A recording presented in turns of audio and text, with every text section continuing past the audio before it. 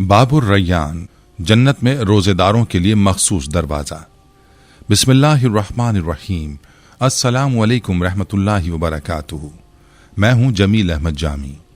नाज़रीन, अल्लाह तबारक व तआला ने रोजेदारों की अजमत और उनके बुलंद मकाम की निशानी के तौर पर जन्नत में खुसूसी दरवाज़ा मुकर्रर फरमाया है जिसका नाम बाबुर रय्यान है। ये वही दरवाज़ा है जो सिर्फ और सिर्फ रोजेदारों के लिए खोला जाएगा। इस दरवाजे से किसी को दाखिल होने की इजाज़त ना होगी और जब आखिरी रोजेदार इस दरवाजे से गुजर जाएगा तो ये हमेशा के लिए बंद कर दिया जाएगा। बाबुर रय्यान की फजीलत। हज़रत सहल बिन साद रज़ी अल्लाह अन्हु से रिवायत है कि नबी करीम सल्लल्लाहु अलैहि वसल्लम ने इरशाद फरमाया, जन्नत में एक दरवाज़ा है जिसे रय्यान कहा जाता है। क़यामत के दिन उस दरवाजे से सिर्फ रोजेदार दाखिल होंगे और जब आखिरी रोजेदार दाखिल हो जाएगा तो ये दरवाज़ा हमेशा के लिए बंद कर दिया जाएगा। जो शख्स इस दरवाजे से दाखिल होगा उसे वहां खास पानी पिलाया जाएगा और जिसने बाबुर रय्यान का पानी पी लिया उसे फिर कभी प्यास नहीं लगेगी। बुखारी और मुस्लिम। ये वो बुलंद मकाम है जो अल्लाह ने अपने रोजेदार बंदों के लिए खास तौर पर तैयार किया है।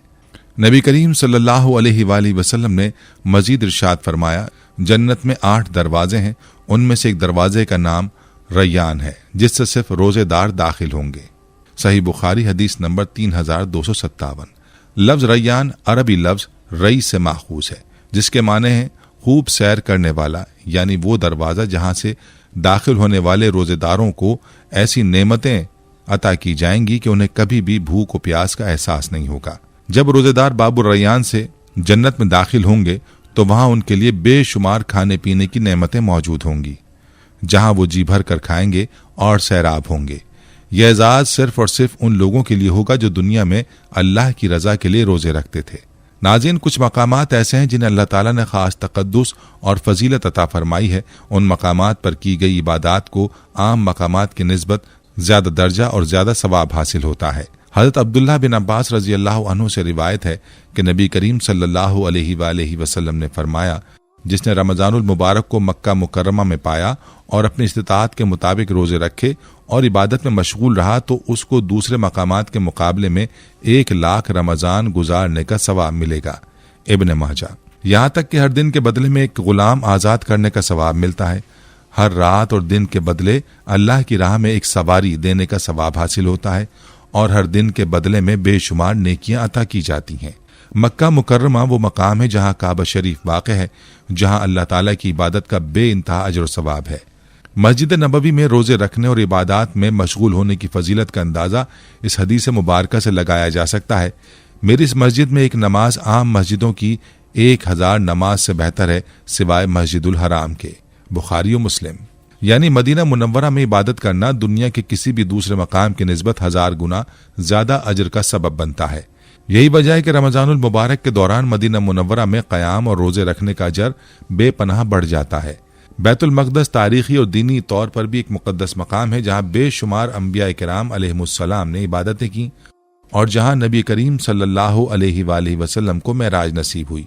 नबी करीम सल्लल्लाहु अलैहि वसल्लम ने बैतुल मक़दस के बारे में फरमाया, ये वो ज़मीन है जहाँ अंबिया किराम अलैहिमुस्सलाम की बरकतें नाजिल हुई। वहाँ एक नमाज आम मसाजिद की 500 नमाजों के बराबर है। इसीलिए बैतुल मुक़द्दस में रमज़ानुल मुबारक में इबादत करने और रोजे रखने का अजर बेहद ज्यादा है। नबी करीम सल्लल्लाहु अलैहि वसल्लम ने फरमाया, रोजेदार के लिए 2 खुशियां हैं। एक खुशी जब वो अफ्तार करता है और दूसरी खुशी जब वो अपने रब से मुलाकात करेगा। रोजा सिर्फ भूख और प्यास बर्दाश्त करने का नाम नहीं बल्कि ये तकवा, सब्र और अल्लाह की मोहब्बत की अलामत है। रोजे की हालत में फरिश्ते दुआएं करते हैं।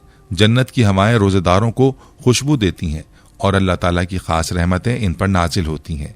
प्यारे दोस्तों, रोजा सिर्फ एक इबादत ही नहीं बल्कि एक रूहानी ढाल भी है जो हमें दुनियावी गुनाहों और शैतानी वसवसों से बचाती है।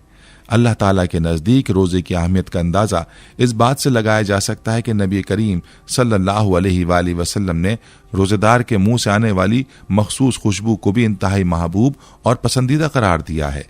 रोजेदार के मुंह की खुशबू अल्लाह के नज़दीक मुश्क से बेहतर है।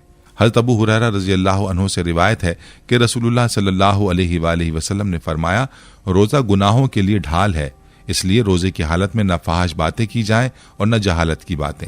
अगर कोई शख्स रोजेदार से झगड़े या गाली दे तो वो कह दे कि मैं रोजे से हूं। बुखारी और मुस्लिम। प्यारे दोस्तों, इस हदीस में रोजे को ढाल से तशबीह दी गई है, यानी जिस तरह ढाल तलवार के वार से इंसान की हिफाजत करती है, इसी तरह रोज़ा हमें गुनाहों और बुराइयों से महफूज रखता है। इसी तरह नबी अकरम सल्लल्लाहु अलैहि वसल्लम ने फरमाया, कसम उस ज़ात की जिसके कब्ज़े कुदरत में मेरी जान है, रोज़ेदार के मुंह की बू अल्लाह के नज़दीक मुश्क की खुशबू से भी ज़्यादा पसंदीदा है। वो अपना खाना पीना और नफसानी ख्वाहिशात महज मेरे लिए छोड़ता है और मैं ही उसका बदला दूंगा। हर नेकी का सवाब 10 गुना बढ़ा दिया जाता है। सही मुस्लिम। यह अल्लाह ताला रोज़े को अपने लिए मखसूस फरमाकर इसे दीगर इबादात से मुमताज कर रहा है, क्योंकि रोज़ा खालिसन अल्लाह के लिए रखा जाता है और उसका बदला खुद अल्लाह ताला अता फरमाएंगे। प्यारे दोस्तों, एक हदीस में आया है कि क़यामत के दिन एक गुनहगार को जहन्नुम में डालने का हुक्म होगा, लेकिन दोज़ख की आग उससे दूर भागने लगेगी। दोज़ख के फरिश्ते हज़रत मालिक अलैहिस्सलाम उस आग से सवाल करेंगे कि तू इसे क्यों नहीं पकड़ती? दोज़ख की आग जवाब देगी, मैं इसे कैसे पकड़ूं? इसके मुंह से रोज़े की खुशबू आ रही है। यह हदीस इस बात का सबूत है कि रोज़ा सिर्फ गुनाहों से नहीं बचाता, बल्कि आखिरत में भी हमें अजाब से महफूज रखने का सबब बनेगा। प्यारे दोस्तों, जिस तरह जंग के दौरान सिपाही ढाल का इस्तेमाल करते थे ताकि तलवार के वार से महफूज रह सकें, इसी तरह रोज़ा भी एक मजबूत रूहानी ढाल है जो हमें दुनियावी बुराइयों, फहाश कामों और शैतान के वसवसों से महफूज रखता है। हज़रत उस्मान बिन अबी अल-आस रज़ी अल्लाह अन्हु फरमाते हैं कि उन्होंने दूध का प्याला मांगा, लेकिन जब उन्हें पेश किया गया तो उन्होंने फरमाया, मैं रोज़े से हूँ। ये सुनकर सहाबा किराम ने सवाल किया तो उन्होंने कहा कि मैंने रसूलुल्लाह सल्लल्लाहु अलैहि वसल्लम को फरमाते सुना है, रोज़ा दोज़ख से ढाल की मानिंद है, जैसे तुम लोग जंग में ढाल से अपना दिफा करते हो। तिरमिज़ी। इसी तरह हज़रत मुआज़ बिन जबल रज़ी अल्लाह अन्हु से रिवायत है कि रसूलुल्लाह सल्लल्लाहु अलैहि वसल्लम ने फरमाया, रोज़ा ढाल है। और हज़रत अबू उबैदा रज़ी अल्लाह अन्हु बयान करते हैं कि रसूलुल्लाह सल्लल्लाहु अलैहि वसल्लम ने फरमाया, रोज़ा आदमी के लिए ढाल है जब तक वो खुद इसे ना फाड़ दे। प्यारे दोस्तों, इन हदीस से वाज़ेह होता है कि रोज़ा हमें जहन्नुम की आग और दुनियावी गुनाहों से महफूज रखने का अहम जरिया है, लेकिन शर्त यह है कि हम रोज़े को मुकम्मल शरई आदाब के साथ रखें और अपनी ज़बान, हाथ और नज़रें हर किस्म की बुराई से महफूज रखें। प्यारे दोस्तों, रोज़ा न सिर्फ गुनाहों से बचाता है बल्कि यह हमारे जिस्म और रूह की ज़कात भी है। हज़रत अबू हुरैरा रज़ी अल्लाह अन्हु से रिवायत है कि रसूलुल्लाह सल्लल्लाहु अलैहि वसल्लम ने फरमाया, हर चीज़ की ज़कात होती है और जिस्म की ज़कात रोज़ा है। इब्न माजा। इसी हदीस को हज़रत मुआज़ बिन जबल रज़ी अल्लाह अन्हु ने मज़ीद वाज़ेह करते हुए बयान किया कि रसूलुल्लाह सल्लल्लाहु अलैहि वसल्लम ने फरमाया, रोज़ा आधा सब्र है। यानी जिस तरह ज़कात माल की पाकीज़गी का जरिया है, इसी तरह रोज़ा हमारे जिस्म को ज़ाहिरी और बातिनी बीमारियों से पाक करने का जरिया बनता है। रमज़ान में शैतान को कैद कर दिया जाता है। प्यारे दोस्तों, नबी करीम सल्लल्लाहु अलैहि वसल्लम ने रमज़ानुल मुबारक के आगाज़ के मुतालिक एक बहुत अहम हदीस बयान फरमाई है। हज़रत अबू हुरैरा रज़ी अल्लाह अन्हु से रिवायत है कि रसूलुल्लाह सल्लल्लाहु अलैहि वसल्लम ने फरमाया, जब रमज़ान का महीना आता है तो आसमान के दरवाजे खोल दिए जाते हैं, जहन्नुम के दरवाजे बंद कर दिए जाते हैं और शैतानों को जंजीरों में जकड़ दिया जाता है। एक और हदीस में इस बात को मजीद वजाहत के साथ बयान किया गया है, जब रमज़ान की पहली रात होती है तो शैतान और सरकश जिनों को जकड़ दिया जाता है, दोज़ख के दरवाजे बंद कर दिए जाते हैं और उनमें से कोई दरवाज़ा नहीं खोला जाता। जन्नत के दरवाजे खोल दिए जाते हैं और उनमें से कोई बंद नहीं किया जाता, और एक फरिश्ता आवाज़ देता है कि ए भलाई के तलबगार आगे बढ़, और ए बुराई के मुतलाशी बुराई से बाज आ जा। और अल्लाह ताला रमज़ान की हर रात में लोगों को दोज़ख से निजात अता फरमाता है। तिरमिज़ी। प्यारे दोस्तों, रमज़ानुल मुबारक न सिर्फ इबादत और तकवा का महीना है बल्कि बख्शिश, मग़फ़िरत और जन्नत में दाखिले का एक सुनहरी मौका भी है। यही वो मुबारक महीना है जिसमें अल्लाह ताला अपने बंदों पर ख़ास रहमत फरमाता है, उनके गुनाहों को मुआफ़ करता है और उन्हें जहन्नुम की आग से निजात देता है। हज़रत उमर रज़ी अल्लाह अन्हु से रिवायत है कि उन्होंने फरमाया, रसूलुल्लाह सल्लल्लाहु अलैहि वसल्लम की हदीसों में से कौन सी हदीस फितने यानी आजमाइशों के मुतालिक ज़्यादा जानने वाला है? हज़रत हुज़ैफ़ा रज़ी अल्लाह अन्हु ने जवाब दिया, मैंने नबी करीम सल्लल्लाहु अलैहि वसल्लम को ये फरमाते हुए सुना, इंसान की आजमाइश उसके घर वालों, माल और पड़ोसियों में होती है, और नमाज, रोज़ा और सदका उसके लिए कफ़ारा बन जाते हैं। हज़रत उमर रज़ी अल्लाह अन्हु ने फरमाया, मेरा सवाल ये नहीं था, मैं तो उस फितने के बारे में पूछ रहा हूँ जो समंदर की मौजों की तरह शदीद होगा। इस पर कहा गया कि उसके आगे एक दरवाज़ा बंद है। हज़रत उमर रज़ी अल्लाह अन्हु ने पूछा, क्या वो दरवाज़ा खोला जाएगा या तोड़ा जाएगा? जवाब दिया गया, वो दरवाज़ा तोड़ दिया जाएगा और फिर क़यामत तक बंद नहीं होगा। ये सुनकर हज़रत उमर रज़ी अल्लाह अन्हु ने फरमाया, मुझे पूरा यकीन है कि मैं जानता हूँ वो दरवाज़ा कौन है। ये बयान इस बात का सबूत है कि फितनों का दरवाज़ा अगर खुल जाए तो क़यामत तक बंद नहीं होता और हमें अल्लाह की रहमत से उससे बचने की भरपूर कोशिश करनी चाहिए। प्यारे दोस्तों, हज़रत अबू हुरैरा रज़ी अल्लाह अन्हु से रिवायत है कि नबी करीम सल्लल्लाहु अलैहि वसल्लम ने फरमाया, एक रमज़ान दूसरे रमज़ान तक, एक जुमे से दूसरे जुमे तक और एक हज से दूसरे हज तक गुनाहों का कफ़ारा बन जाते हैं, बशर्ते कि बंदा कबीरा गुनाहों से बचे। रमज़ानुल मुबारक बख्शिश और मग़फ़िरत का महीना है और इसमें अल्लाह ताला अपने बंदों पर बेहद मेहरबान हो जाता है। जो शख्स इखलास नियत के साथ अपने गुनाहों की मुआफ़ी तलब करे, अल्लाह ताला उसे मुआफ़ कर देता है। बदकिस्मत कौन है प्यारे दोस्तों? लेकिन वो शख्स इंतहाई बदकिस्मत है जो रमज़ानुल मुबारक जैसा बाबरकत महीना पाए और फिर अपनी मग़फ़िरत ना करवा सके। नबी सल्लल्लाहु अलैहि वसल्लम ने एक मरतबा फरमाया, हलाक हो वो शख्स जिसने रमज़ानुल मुबारक का महीना पाया और फिर भी उसकी मग़फ़िरत ना हुई। मसनद अहमद।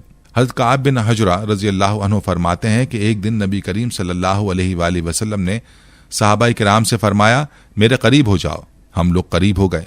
जब आप सल्लल्लाहु अलैहि वसल्लम ने मिंबर का पहला दर्जा चढ़ा तो फरमाया आमीन, फिर दूसरे दर्जे पर चढ़े और फरमाया आमीन, फिर तीसरे दर्जे पर चढ़े और फरमाया आमीन। सहाबाए किराम ने अर्ज किया, या रसूल अल्लाह सल्लल्लाहु अलैहि वसल्लम, आज हमने आपको ऐसा कहते हुए सुना जो पहले कभी नहीं सुना था। नबी सल्लल्लाहु अलैहि वसल्लम ने फरमाया, जब मैं पहले दर्जे पर चढ़ा तो हज़रत जिब्राईल अलैहिस्सलाम मेरे पास आया और कहा, हलाक वो शख्स जिसने रमज़ान का मुबारक महीना पाया और फिर भी अपनी मग़फ़िरत ना करवा सका। तो मैंने कहा आमीन। जब मैं दूसरे दर्जे पर पहुंचा तो जिब्रील अलैहिस्सलाम ने कहा, हलाक हो वो शख्स जिसके सामने आप सल्लल्लाहु अलैहि वसल्लम का जिक्र हो और वो आप पर दुरूद ना भेजे। तो मैंने कहा आमीन। जब मैं तीसरे दर्जे पर चढ़ा तो उन्होंने कहा, हलाक हो वो शख्स जिसके वालिदैन या उनमें से कोई एक बूढ़ा हो जाए और वो उन्हें जन्नत में दाखिल ना करवा सके। तो मैंने कहा आमीन। सही मुस्लिम।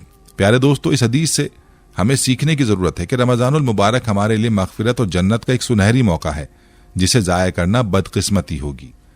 रोज़ा और कुरान क़यामत के दिन शफ़ाअत करेंगे। प्यारे दोस्तों, नबी करीम सल्लल्लाहु अलैहि वसल्लम ने फरमाया, रोज़ा और कुरान क़यामत के दिन बंदे के लिए शफ़ाअत करेंगे। रोज़ा कहेगा, ए अल्लाह, मैंने इसे खाने और ख्वाहिशात से रोके रखा था, इसके हक़ में मेरी शफ़ाअत कबूल फरमा। कुरान कहेगा, मैंने इसे रात में सोने से रोके रखा, इसके हक़ में मेरी शफ़ाअत कबूल फरमा। बस इन दोनों की शफ़ाअत कबूल कर ली जाएगी। मसनद अहमद। यानी रोज़ा हमें दुनिया में ज़ब्त नफ्स सिखाता है और कुरान हमें हिदायत देता है, और ये दोनों क़यामत के दिन हमें जहन्नुम से बचाने के लिए हमारी सिफारिश करेंगे। प्यारे दोस्तों, रमज़ानुल मुबारक की आखिरी रात बहुत ही अजीम है।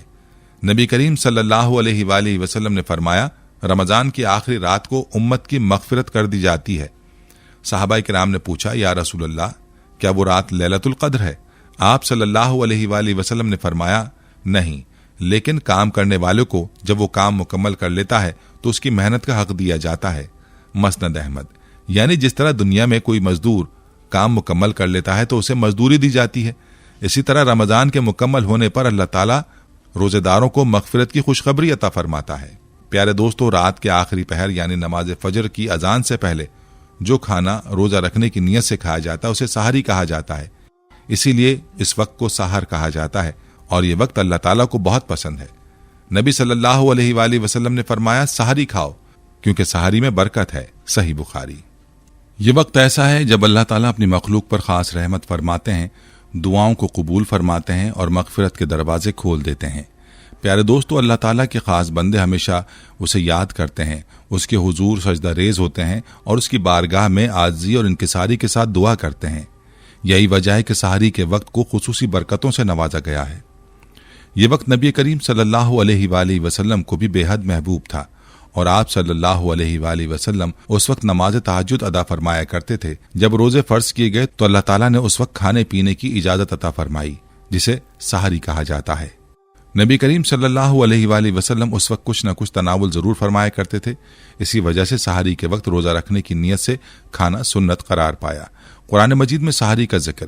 प्यारे दोस्तों, कुरान मजीद में अल्लाह ताला फरमाते हैं, और खाओ और पियो यहाँ तक के सुबह की सफेद धारी स्याहधारी से जाहिर हो जाए, फिर रात तक रोजे को मुकम्मल करो। सूरह बकरा आयत 187। इस आयत मुबारका में अल्लाह ताला ने मुसलमानों को सहरी खाने की इजाजत दी और उसका वक्त सुबह सादिक के जाहिर होने तक मुकर्रर फरमाया। ये क्यों जरूरी है? क्योंकि सुबह होने से पहले मशरिक में रोशनी की एक बारीक लकीर नमूदार होती है जिसे सुबह की सफेद धारी कहा जाता है। जैसे जैसे ये रोशनी बढ़ती है, रात की तारीकी पीछे हट जाती है। उसी वक्त से रोजे का आगाज होता है और ये वक्त सहरी कहलाता है। नबी करीम सल्लल्लाहु अलैहि वसल्लम ने फरमाया, जमात में नमाज, सहरी खाने और सूरज में साया हासिल करने में बरकत है। हज़रत अनस रज़ियल्लाहु अन्हु से रिवायत है कि रसूलुल्लाह सल्लल्लाहु अलैहि वसल्लम ने फरमाया, सुबह के खाने यानी सहरी को अपने ऊपर लाजिम कर लो, क्योंकि सुबह का खाना बाबरकत है। मस्नद अहमद। सहरी फर्ज नहीं बल्कि मुस्तहाब है। प्यारे दोस्तों, याद रखें, सहरी खाना फर्ज नहीं बल्कि मुस्तहाब है, पसंदीदा अमल है। नबी करीम सल्लल्लाहु अलैहि वसल्लम हमेशा सहरी में कुछ न कुछ तनावुल फरमाया करते थे, इसलिए हर मुसलमान को सहरी जरूर करनी चाहिए। अलबत्ता अगर कोई सहरी को रोजे का लाजमी हिस्सा समझकर नहीं खाता तो वो नबी करीम सल्लल्लाहु अलैहि वसल्लम के तरीके के खिलाफ अमल करता है। सहरी के वक्त खाने में मियाना रवि इख्तियार करनी चाहिए। इतना ज्यादा ना खाया जाए कि सारा दिन तबीयत बोझल रहे, और ना ही इतना कम खाया जाए कि भूख की शिद्दत की वजह से रोजा रखना मुश्किल हो जाए। अगर सहरी में कुछ खाने को दिल ना चाहे तो खजूर या पानी पी लेना भी काफी है, क्योंकि इस तरह सुन्नत नबवी पूरी हो जाती है। प्यारे दोस्तों, सहरी में खजूर खाने की खुसूसी फजीलत। हज़रत ज़ैद बिन साबित रज़ियल्लाहु अन्हु फरमाते हैं, हमने रसूलुल्लाह सल्लल्लाहु अलैहि वसल्लम के साथ सहरी खाई, फिर आप नमाज के लिए खड़े हो गए। हज़रत अनस रज़ियल्लाहु अन्हु ने पूछा, अजान और सहरी में कितना वक्त होता है? फरमाया, 50 आयत पढ़ने के बराबर। सही बुखारी और मुस्लिम। नबी करीम सल्लल्लाहु अलैहि वसल्लम सहरी के वक्त खजूर तनावुल फरमाया करते थे। हज़रत अनस बिन मालिक रज़ियल्लाहु अन्हु फरमाते हैं, नबी करीम सल्लल्लाहु अलैहि वसल्लम ने सहरी के वक्त फरमाया, ऐ अनस, मैं रोजा रखना चाहता हूं, मुझे कुछ खिलाओ। मैंने खजूर और पानी का एक बर्तन लाकर पेश कर दिया। ये इस बात का सबूत है कि खजूर में वो तमाम गजाई अज्जा मौजूद हैं जो इंसानी जिस्म के लिए जरूरी हैं। खजूर सहरी के लिए बेहतरीन ग़िज़ा है। नबी सल्लल्लाहु अलैहि वसल्लम ने फरमाया, मोमिन के लिए बेहतरीन सहरी खजूर है। सुनन अबी दाऊद। इसलिए अगर कोई और खाने को ना मिले तो सिर्फ खजूर से भी सहरी की जा सकती है, और ये जिस्म के लिए बेहतरीन ग़िज़ाई जरिया है। सूफिया किराम और सहरी का मामूल। प्यारे दोस्तों, सूफिया किराम सहरी के वक्त इंतहाई कम ग़िज़ा इस्तेमाल करते थे, क्योंकि वो ज्यादा इबादत में मशगूल रहते थे। इनमें से कुछ रसूलुल्लाह सल्लल्लाहु अलैहि वसल्लम की इस हदीस पर अमल करते थे, मोमिन के लिए बेहतरीन सहरी खजूर है। इसलिए बहुत से सूफिया सिर्फ चंद खजूरें खाकर और पानी पीकर रोजा रखते थे, क्योंकि उन्हें मालूम था कि यह अमल नबी करीम सल्लल्लाहु अलैहि वसल्लम की सुन्नत है। अगर आंख ना खुले और सहरी ना हो सके तो प्यारे दोस्तों, अगर कोई शख्स सहरी के वक्त ना उठ सके, आंख ना खुले, बगैर खाए पिए रोजा रख ले, तब भी रोजा मुकम्मल और दुरुस्त होगा। अलबत्ता सहरी करना अफजल है, क्योंकि इसमें बरकत है और यह सुन्नत रसूल सल्लल्लाहु अलैहि वसल्लम है। इसलिए सहरी को नजरअंदाज नहीं करना चाहिए, चाहे वो पानी और खजूर ही क्यों ना हो। सहरी की सुन्नत और उसका अज्र। प्यारे दोस्तों, अगर कोई शख्स सहरी के वक्त आंख ना खोल सके और बगैर खाए पिए रोजा रख ले, तब भी रोजा मुकम्मल और दुरुस्त होगा, क्योंकि सहरी रोजे के फराइज में शामिल नहीं बल्कि एक अजीम सुन्नत है। अलबत्ता सहरी छोड़ने की आदत बनाना दुरुस्त नहीं, क्योंकि नबी करीम सल्लल्लाहु अलैहि वसल्लम की सुन्नत को तर्क करना है। नबी सल्लल्लाहु अलैहि वसल्लम ने फरमाया, सहरी खाया करो क्योंकि सहरी में बरकत है। लिहाजा अगर किसी वजह से सहरी का वक्त निकल जाए तब भी रोजा रख लेना चाहिए, क्योंकि सहरी ना होने की वजह से रोजा छोड़ देना कम हिम्मती की अलामत है। अफ्तार, रोजा खोलने का मसनून तरीका। प्यारे दोस्तों, जब सहरी के वक्त रोजा रखने के बाद खाने पीने की पाबंदी लग जाती है तो वो शाम के वक्त अफ्तार पर खत्म होती है। अल्लाह ताला कुरान पाक में फरमाते हैं, फिर रोजा मुकम्मल करो यहां तक कि रात आ जाए। सूरह बकरा आयत 187। अफ्तार का वक्त कब होता है? प्यारे दोस्तों, इस्लाम में अफ्तार का मसनून वक्त सूरज के गुरूब होने के फौरन बाद है। सूरज के गुरूब होने के फौरन बाद है। हज़रत उमर बिन खत्ताब रज़ियल्लाहु अन्हु से रिवायत है कि रसूलुल्लाह सल्लल्लाहु अलैहि वसल्लम ने फरमाया, जब रात उस तरफ से आ जाए और दिन इस तरफ से चला जाए और सूरज गुरूब हो जाए तो रोजेदार के अफ्तार का वक्त हो गया। सही बुखारी और मुस्लिम। इससे मालूम होता है कि जैसे ही सूरज गुरूब हो और मशरिक की जानिब रात की तारीकी नजर आना शुरू हो तो वो इस बात की अलामत है कि रोजा अफ्तार करने का वक्त हो चुका है। अफ्तार में ताखीर जायज नहीं। प्यारे दोस्तों, एक हदीस मुबारका में नबी करीम सल्लल्लाहु अलैहि वसल्लम ने फरमाया, मेरी उम्मत हमेशा मेरे तरीके पर रहेगी जब तक कि वो अफ्तार में ताखीर नहीं करेगी। सही बुखारी।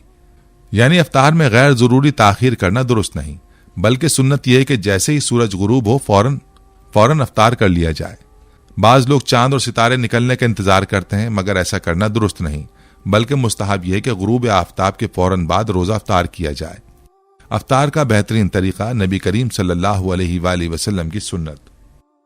प्यारे दोस्तों, अफ्तार के लिए सबसे अफजल चीज खजूर और पानी है। नबी करीम सल्लल्लाहु अलैहि वसल्लम का भी यही तरीका था।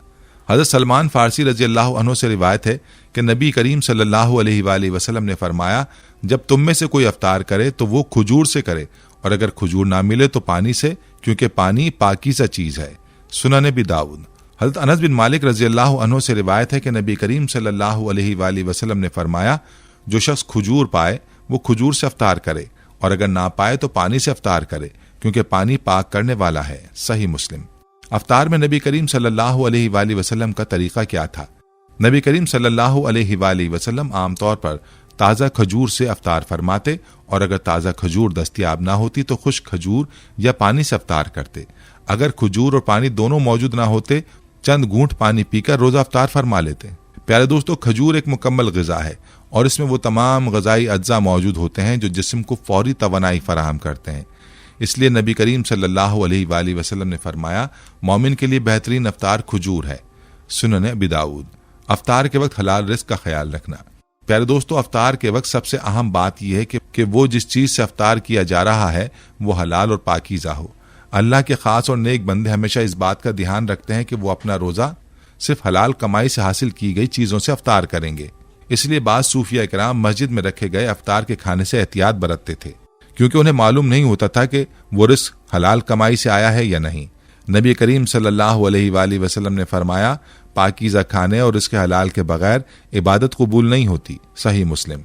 लिहाजा अफ्तार के वक्त ये जरूर देखना चाहिए कि जो खाने पीने की चीजें हम इस्तेमाल कर रहे हैं वो हलाल और पाकीज़ा हों।